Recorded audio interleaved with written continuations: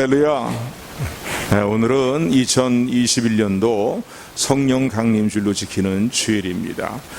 이번 올해 성령 강림주일을 맞이하여서 무뎌지고 황폐해지고 메말라지고 무기력해진 또 연약해진 저와 여러분들의 심령을 새롭게 하시고 변화시켜 주시고 또 권능을 주시는 성령의 충만한 기름 부으심이 임하기를 주님의 이름으로 축원합니다. 이 땅의 모든 교회들 위해 임하게 되기를 주님의 이름으로 축원합니다. 성경을 읽을 때마다 이해가 안 되는 내용 중에 하나가 있다면요, 인간적으로 생각할 때에 이해가 안 되는 내용 중에 하나가 있다면 그것은 예수님의 제자들의 모습을 볼 때 그렇습니다. 특별히 복음서에 나타난 예수님의 제자들의 모습을 보게 될 때에 예수님의 공세 기간 동안에 예수님과 동고동락을 그렇게 같이 했던 제자들인데 그들의 삶에 어떤 괄목할 만한 그런 변화가 별로 일어나지 않는 모습을 보게 됩니다. 아니, 주님이 어떤 분이십니까? 주님이 공생 기간 동안에 가장 집중하셨던 일들은 제자들을 가르치고 양육하시는 일이었어요. 천국 복음을 증거하면서 제자들을 양육하고 가르치신 일에 대부분의 시간들을 보내셨다라고 생각해도 과언은 아닙니다. 특별히 제자들이 엄청나게 많은 숫자가 아니라 몇 명이 안 되는 12명의 수제자라고 볼 수 있겠죠. 제자들을 집중적으로 가르치시고 그리고 그들을 양육하셨습니다. 그리고 그들은 주님과 함께 먹고 마시면서 주님의 말씀을 친히 직접 듣고 주님이 행하시는 놀라운 일들을 직접 눈으로 보고 또 주님이 주시는 은혜를 공급받는 그런 제자들이었는데 그들의 삶에 변화가 없었다는 거예요. 조금은 미미한 변화들이 있었겠지만은 괄목할 만한 어떠한 그런 변화들이 나타나지 않는 그들의 모습을 보게 됩니다. 예수님께서 십자가를 지러 예루살렘을 향해 올라가실 때에 물론 모르기 때문에 그렇겠지만은요, 쟤들은 다투고 싸웠습니다. 누가 더 큰 사람인가? 이제 예수님이 예루살렘에 올라가면 왕으로 즉위하게 되실 때인데 우리가 얘 누구냐? 예수님 측근에서 함께 했던 사람들 아니냐? 쟤들이 아니냐? 그러니 이제 가면 큰 벼슬을 하게 될 것인데 누가 더 큰 벼슬을 앉느냐? 자리에 앉느냐? 이런 문제로 다투고 싸울 정도로 예수님과 공생 기간을 같이 했음에도 불구하고 또 예수님이 집중적으로 그들을 양육하고 가르쳤음에도 불구하고 예수님을 믿기는 믿는데 그들의 삶 가운데 이렇다 할 만한 변화가 일어나지 않은 모습을 볼 수가 있습니다. 공생 기간만 그렇습니까? 아닙니다. 예수님께서요, 십자가를 대속의 죽으심을 죽으시고 부활하신 후에 제자들에게 또 나타나셨습니다. 그래서 주님이 부활하신 것을 친히 증거하셨어요. 그런데 이때에도 주님의 제자들에게는요, 변화가 별로 일어나지 않았습니다. 예수님 십자가에 못 박혀 죽으실 때에도 주님을 다 버리고 뿔뿔이 흩어지는 그런 모습이었고, 부활하신 예수를 만나고 난 이후에도 이들의 삶이요, 이렇다 할 변화가 일어나지 않은 것을 볼 수가 있습니다. 그 한 예로 보게 될 때에 이제 부활하신 예수를 만났으면, 야, 정말로 예수님이 그리스도시구나, 주님이 지금도 살아계시구나, 주님 살아서 우리 함께 하시는구나. 그리고 주님 부탁하신 말씀이 뭡니까? 너는 이 일의 증인이다. 그렇죠? 너에게는 나의 증인이라고 말씀하셨는데 예수님의 십자가에 죽으심과 부활하심을 증거하고 그리스도 되심을 증거하는 그 삶의 자리로 뛰쳐나가야 될 거 아니에요. 그런데 이들은 여전히 베드로 같은 경우에는 주님을 부인한 죄라고 볼 수 있겠죠. 물론 다른 죄도 마찬가지지만요, 주님을 절대 부인하지 않겠습니다라고 했던 그런 세 번째로 호언장담했음에도 불구하고 주님을 부인했던 그런 베드로의 허물이라고 볼 수 있겠고, 다른 죄도 동일한 허물이라고 볼 수 있겠는데, 그런 어떤 죄의식에 짓눌려 있고 말이죠. 소명의식에 이걸 다 잃어버리고 그들이 주어진 소명을 다 잃어버리고 그리고는 옛날 생활로 다시 돌아갔습니다. 배에서 물고기를 잡는, 호숫가에 나가서 바닷가에 나가서 물고기를 잡는 어부의 모습으로 다시 돌아갔어요. 부활하신 예수님을 만나 뵙고 난 이후에도 말이죠, 그렇다는 거예요. 부활하신 예수님을 만나 뵙었다면요, 이제는 야, 정말로 예수님이 그리스도가 되시는구나 말이야. 죽어서 땅에 묻혀 계시는 것이 아니라 지금도 살아계셔서 우리와 함께 하시는 거고, 너희는 나의 증인이라고 하신 말씀을 따라서 예수님을 담대히 증거하는 자리로 나가야 될 거 아닙니까? 예루살렘 지역의 유대인들과 바리새인들과 힘 있는 자들이 예수님의 이름을 증거할 때 핍박을 한다 할지라도요, 이제 두려울 것이 없단 말이지. 담대함을 가지고 나가서 증거해야 될 거 아닙니까? 그런데 부활하신 예수님을 만나고 난 후에도 그들은 다시 어부의 생활로 돌아간 그들의 모습을 보게 됩니다. 이런 모습을 보면서 왜 이렇게 주님의 제자들이 이렇게 변화되지 않았는가라는 것을 생각해보면서 저들도 변화되지 않았는데 오늘 우리의 모습은 오죽하랴라는 생각을 해볼 수 있습니다. 그렇잖아요. 죄를 짓는 일이 즐거워서 죄를 짓는 사람들은 별로 없을 것입니다. 잠깐 죄의 유혹이 찾아올 때는 죄를 짓지만은요, 죄를 짓고 나서도 우리는 늘 마음에 찔리고 아픈 건 무엇입니까? 내가 하나님의 사람이고 예수 그리스도의 사람인데, 또 이런저런 직분을 받고 있는데, 이런저런 사명을 맡고 있는 사람인데 내 모습이 뭔가 왜 이러냐 이것이.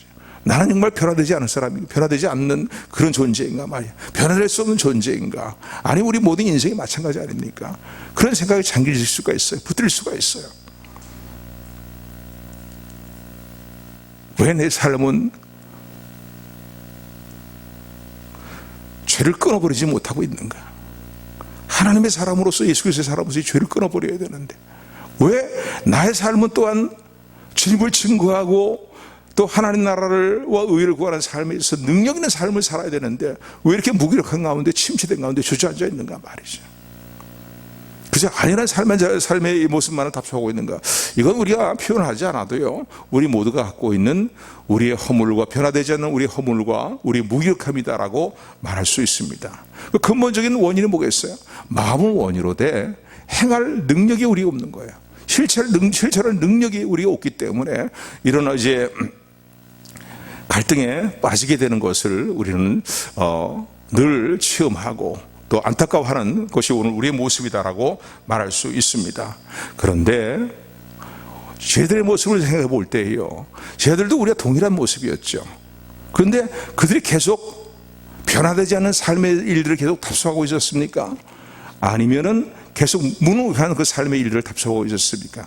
근데 성경은 우리에게 그들의 삶에 놀라운 변화가 일어나는 계기가 임했다는 거예요.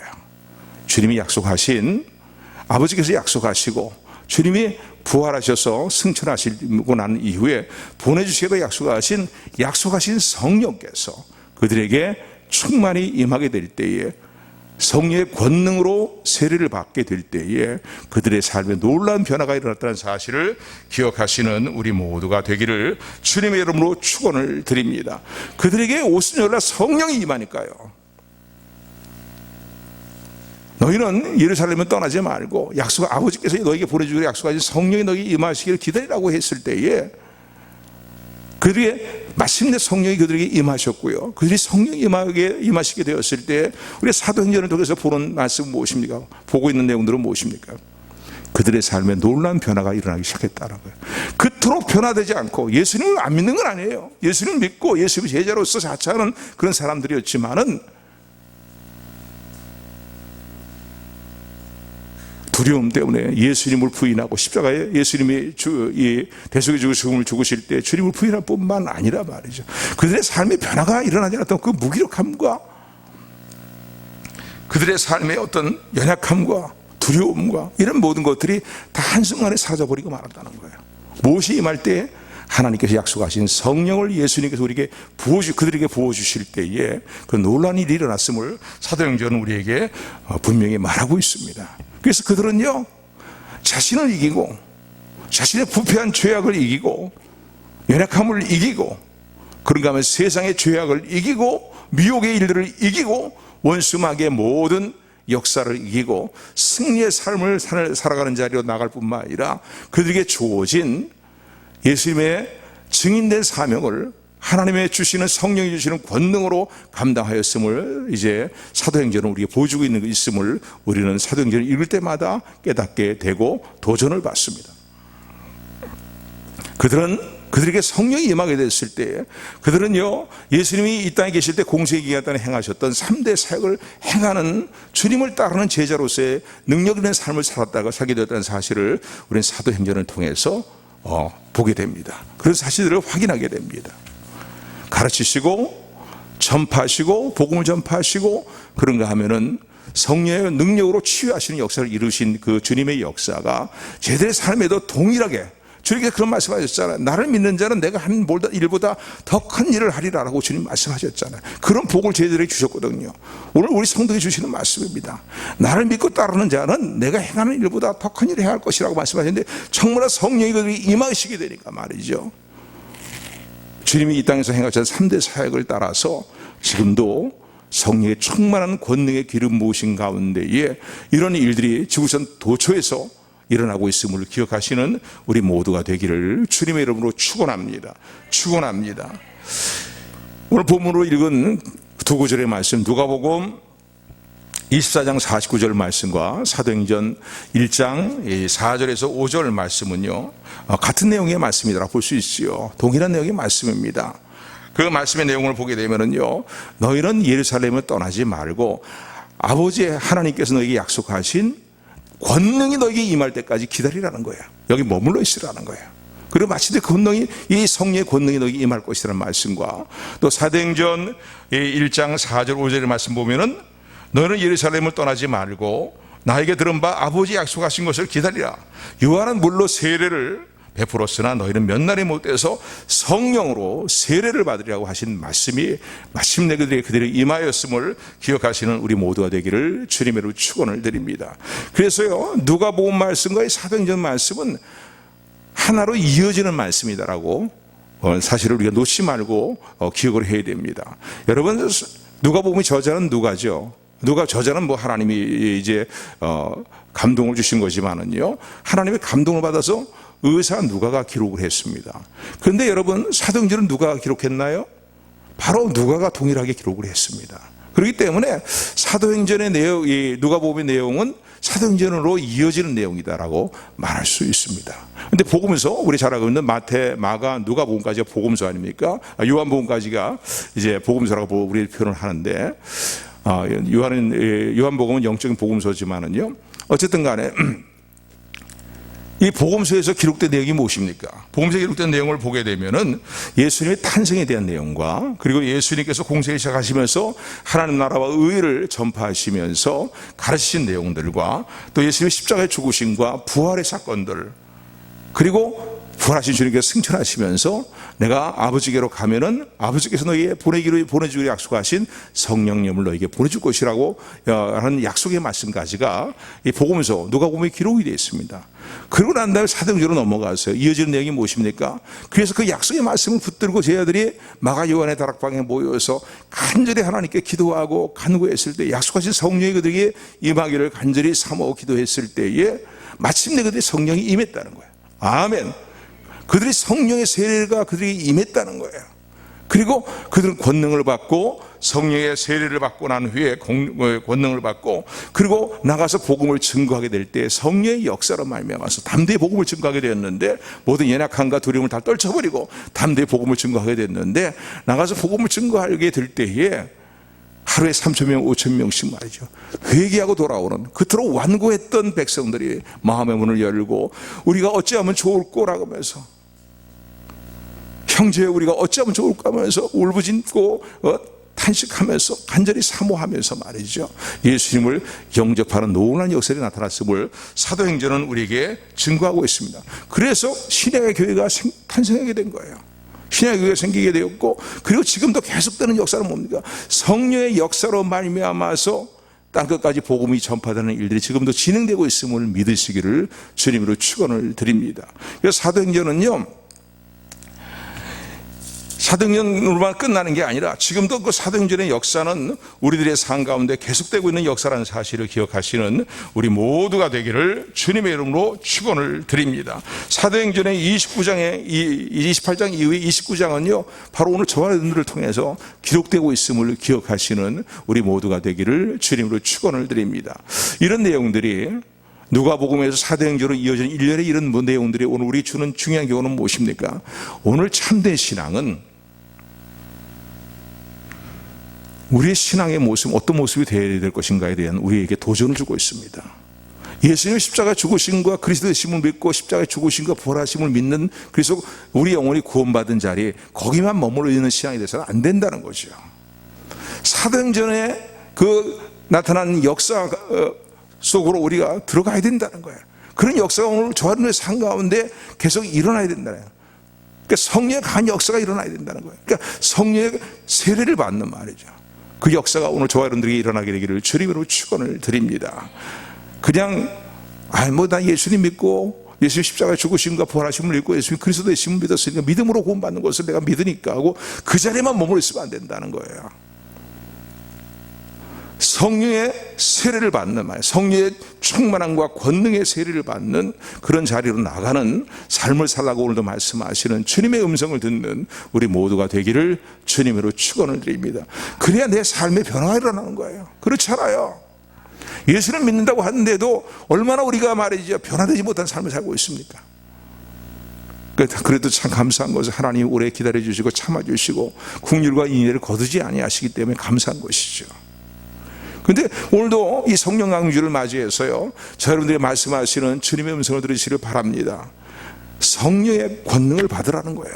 성령의 세례를 받으라는 거예요. 성령의 충만을 받으라는 거예요. 나를 그리스도로 믿는 자리에만 머물러 있지 말고 더 나아가 성령의 권능을 받고 성령의 세례를 받는 우리 모두가 되기를 주님으로 축원합니다. 자, 그렇다면요, 성령의 세례라는 것이 뭐겠습니까? 오늘 이 사도행전 1장 5절에 보게 되면 이렇게 말씀하지요. 우리 4절 5절 말씀, 1장 사도행전 1장 4절 5절 말씀 다 같이 한 목소리로 합독합니다. 시작.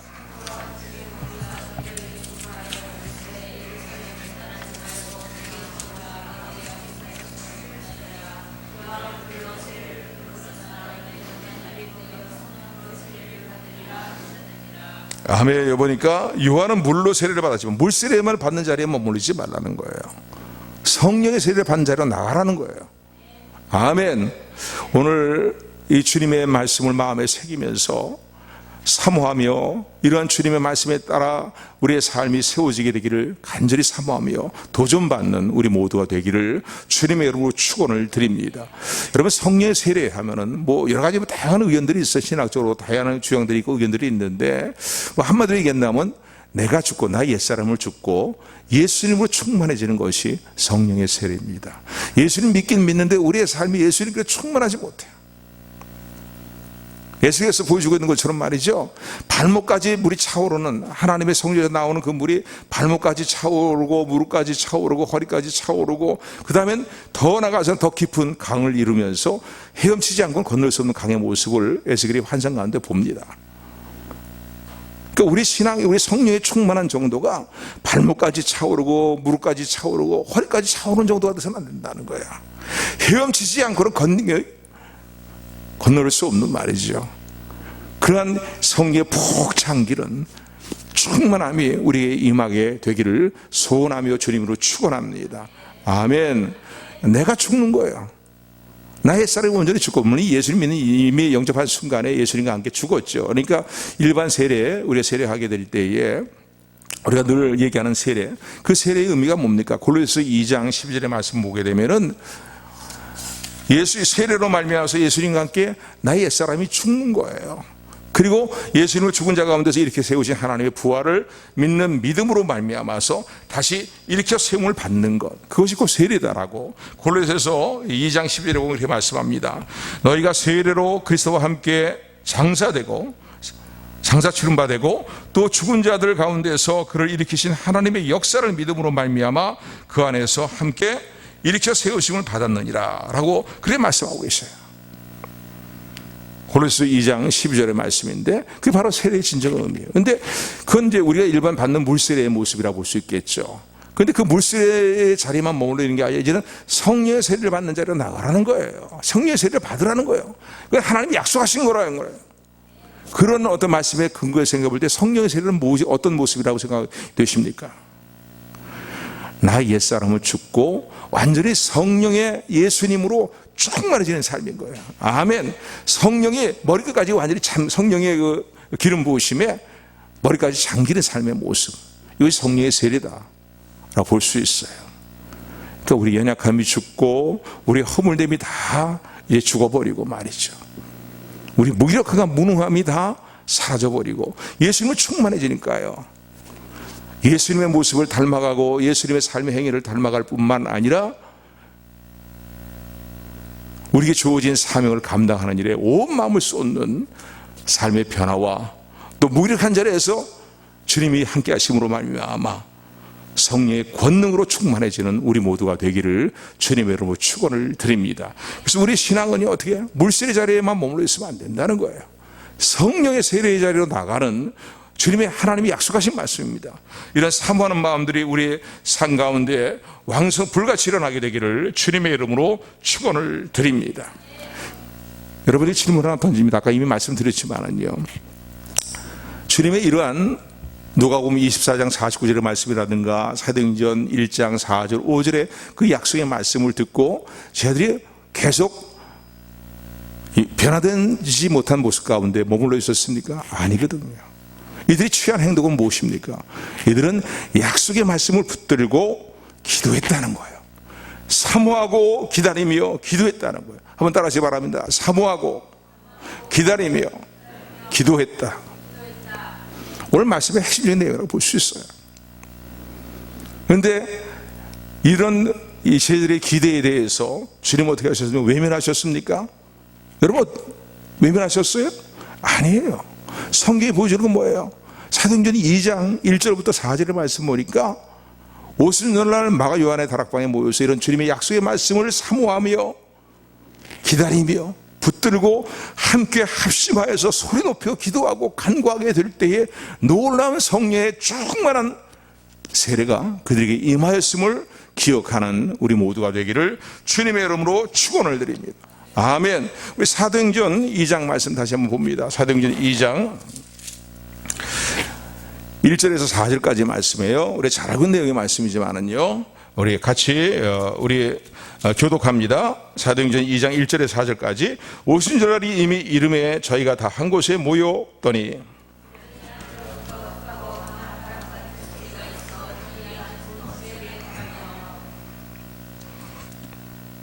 불의 혀같이 갈라지는 것이 저희 위에 보여 각 사람 위에 임하여 있더니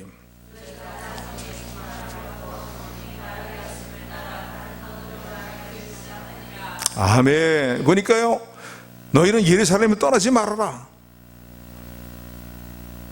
그리고 약속하신 성령을 기다려라.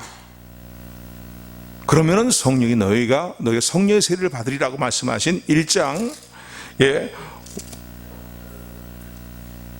5절의 말씀이 그대로 임하였음을 믿으시는 저 여러분들에게를 주님으로 축원을 드립니다.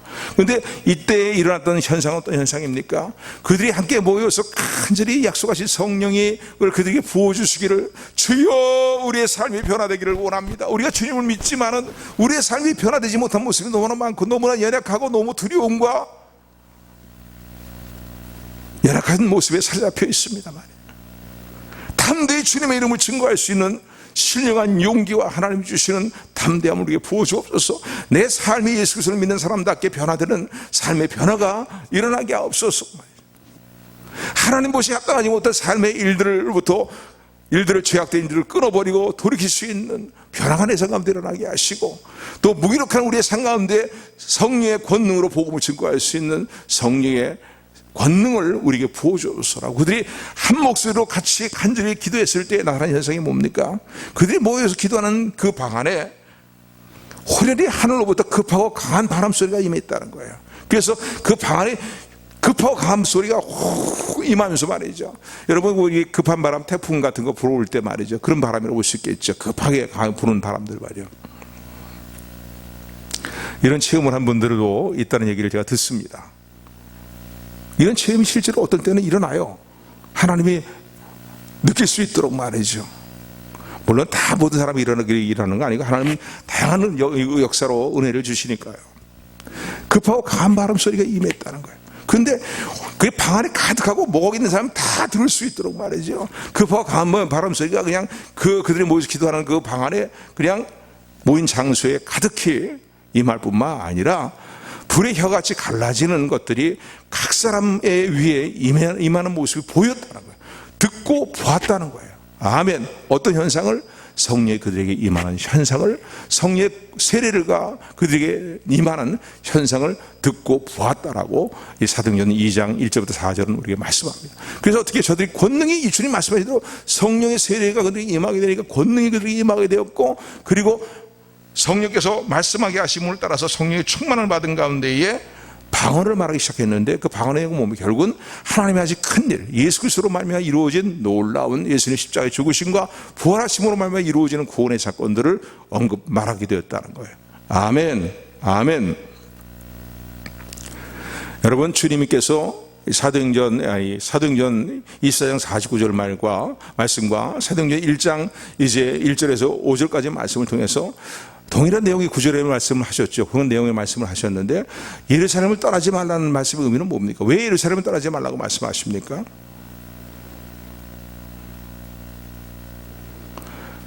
너희가 복음을 증거하기 이전에, 나를 증거하기 이전에 먼저 너희들의 삶에 변화가 일어나야 된다는 거예요. 아멘. 복음을 증거하는 데 있어서 능력이 너에게 임해야 된다는 거예요.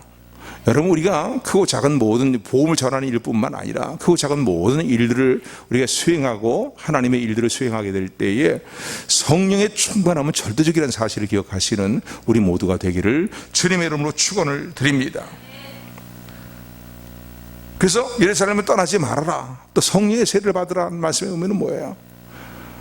성령이 곧 너에게 임하게 될 것인데, 너희가 성령의 세례를 받을 그러한 준비를 갖추라는 거예요. 어떤 준비를 갖춰야 되겠어요?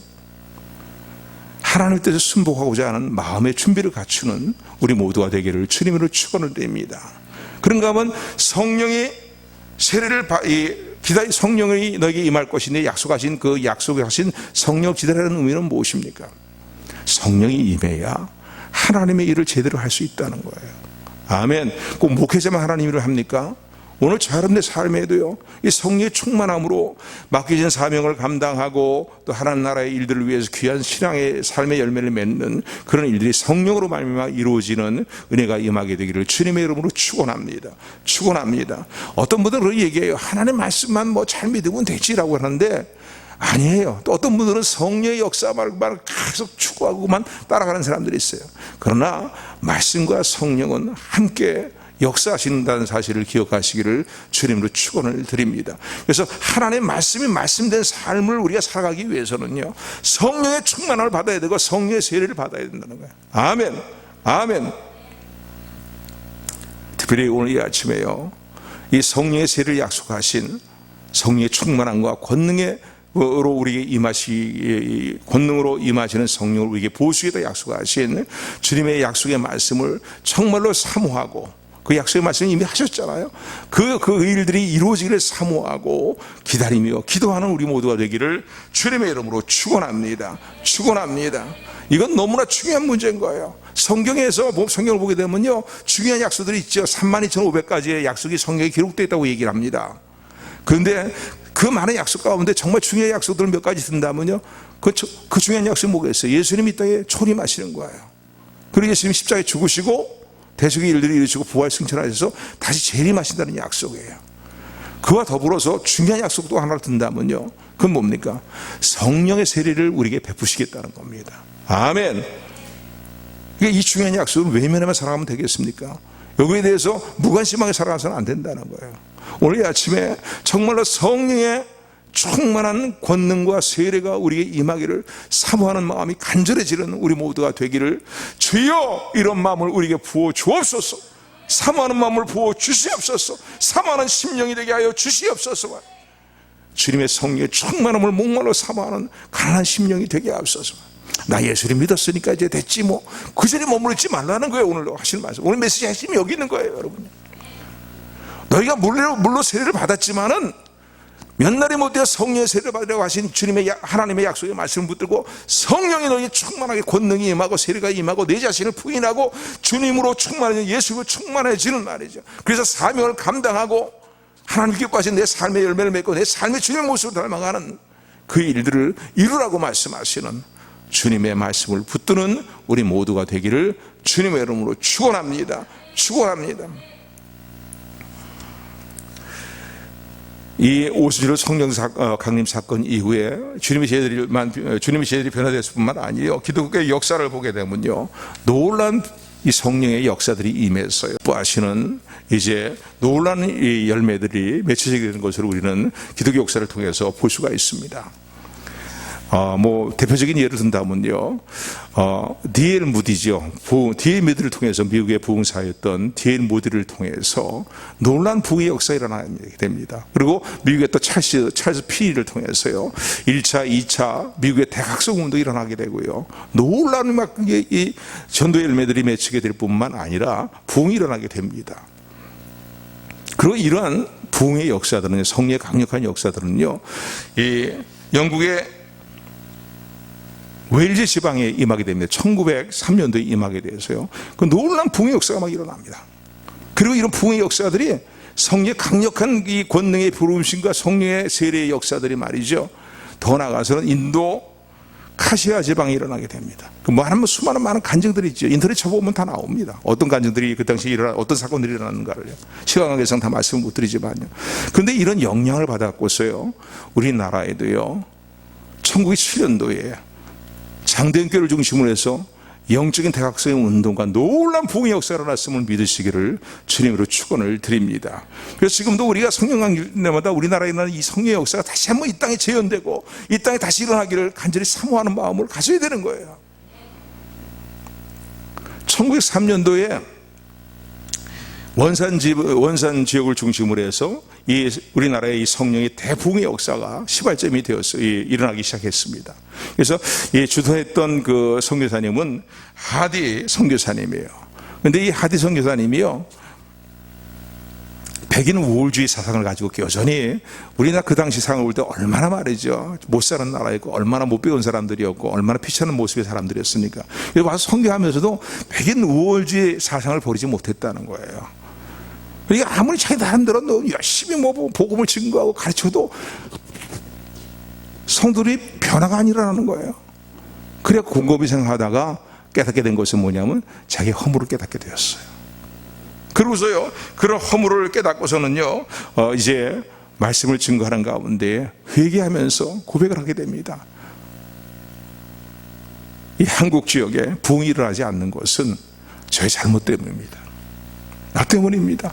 내 탓입니다. 내가 백인 우월주의로 서양 사람 우월주의에 사로잡혀서 이 땅의 백성들에게 복음을 증거한다 하면서도 저들을 무시했습니다. 먼저 하나님께 회개하면서요, 그러면서 그것이 계기가 되어갖고서는요, 부흥이 막 시발점이 되었습니다.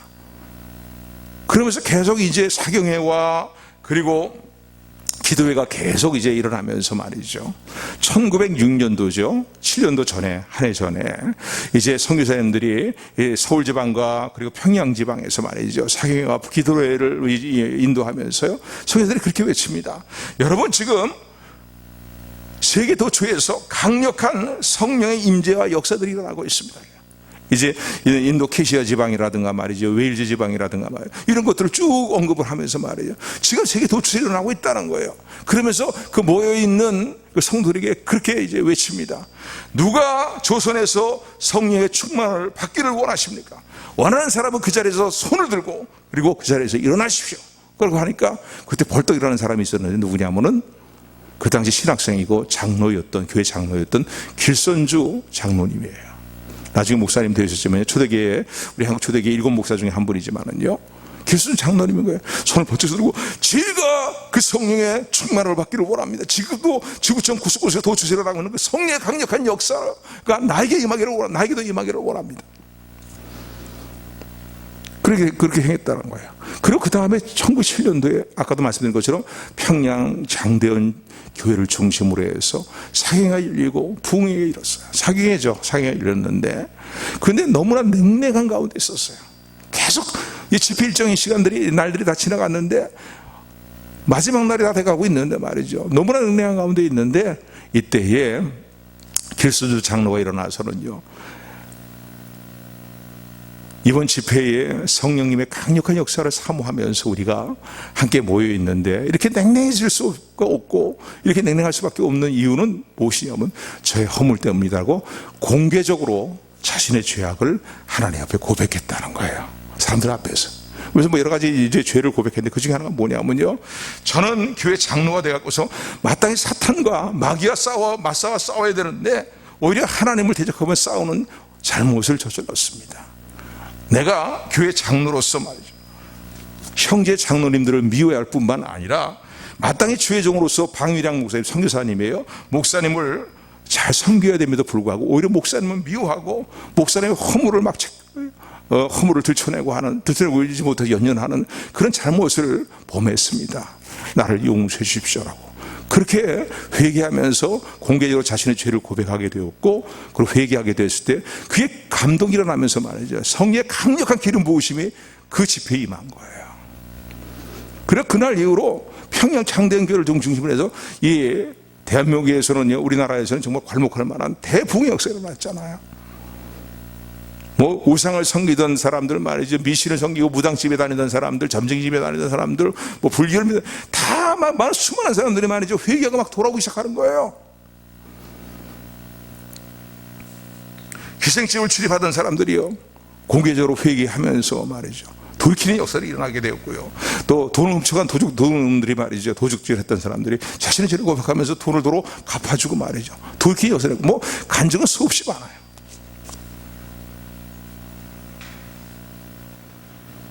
그래서 그 집회가 온통 울음바가 되면서 강력한 성령 역사가 놀란 변화가 일어났는데, 그 집회를 계기로 해서요, 뭐 감리교 같은 경우에는 배가 부흥이 일어났다 그래요. 100% 이상의 부흥이 일어났다 합니다. 1년 사이에. 그러니까 장로교 같은 경우는 30%에서 40%의 부흥이 일어났다. 1년 사이에 일어난 부흥이에요. 그 당시 상황에 그 전도라는 것은 그렇게 쉬운 게 아니거든요. 강력한 성령의 역사가 임하니까요, 그런 놀라운 권능의 역사가 임하니까요, 수많은 영혼들이 죄를 버리고 하나님께 나오고 돌아오는, 예수님께 나오는 역사들이 일어났음을 믿으시기를 주님으로 축원을 드립니다.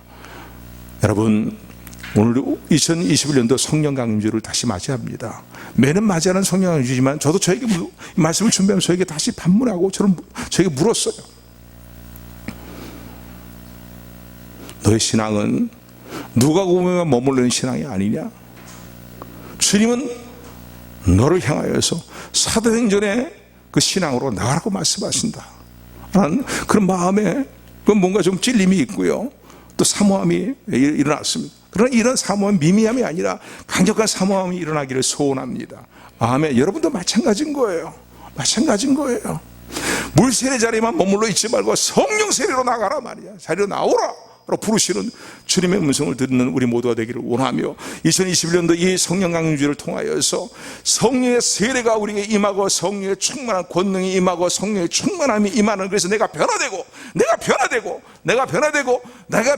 가정이 변화되고 내 교회가 변화되고 이 민족이 변화되는, 그리고 성령의 권능으로 복음을 증거하고 담대 증거할 때에 1907년도 같은 엑스포 70과 같은 말이죠, 대각성과 부흥의 운동이 수많은 영혼들이 저렇게 돌아오는 놀라운 역사가 일어나기를 사모하면서, 하나님 보시 올바르지 못한 죄의 일들을 회개하고 성령의 약속을, 성령의 충만을 보여주겠다고, 성령의 세례를 보여주겠다고 약속하신 주님의 말씀을 기억하면서 사모하며 마음을 갖춰 부르짖어 기도하는 우리 믿음의 공동체, 우리 교회의 모습이 되기를 소원합니다. 주님의 이름으로 축원합니다. 은혜 하나